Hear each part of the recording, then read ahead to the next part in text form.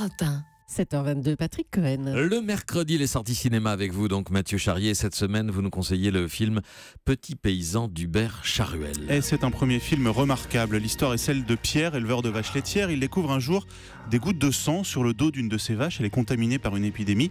Ce qui veut dire que si elles l'apprennent, les autorités sanitaires vont abattre tout son troupeau. Paniqué, Pierre tue et enterre lui-même sa vache. Début d'un engrenage infernal sous l'œil de sa sœur, vétérinaire, jouée par Sarah Giraudot. Pierre est campé par l'un des nouveaux talents du cinéma français, Swan Arlo.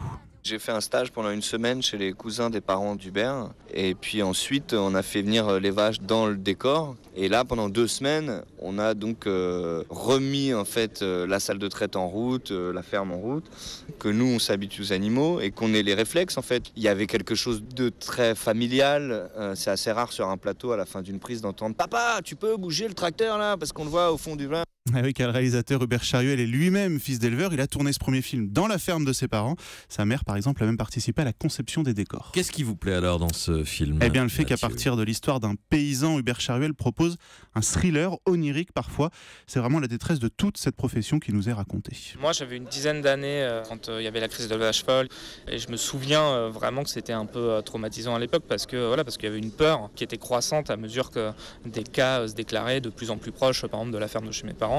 Mais voilà, ce qui m'intéressait, moi, c'était aussi quand on entend une ferme qui disparaît, un abattage, qu'est-ce que ça veut dire? Voilà, Petit paysan qui est une vraie tragédie rurale avec parfois aussi quelques points d'humour. C'est l'une des très belles surprises de cette rentrée. L'événement cinéma aujourd'hui, c'est aussi les retrouvailles entre Catherine Deneuve et Gérard Depardieu. Dans Bonne Pomme de Florence Quentin, Gérard Depardieu joue Gérard, qui est vraiment la bonne pomme de sa femme et qui décide de tout plaquer pour reprendre un petit garage dans un village du Gâtinais. Sauf que juste en face, il y a une auberge tenue par Catherine Deneuve. Bonjour. Oh là là, on n'entre pas, c'est mouillé. Qu'est-ce que vous voulez à cette heure-là? Savoir si vous avez une chambre de libre. Ah ben, elles le sont toutes. Pour les chambres, voyez vous-même, ça m'évite de monter.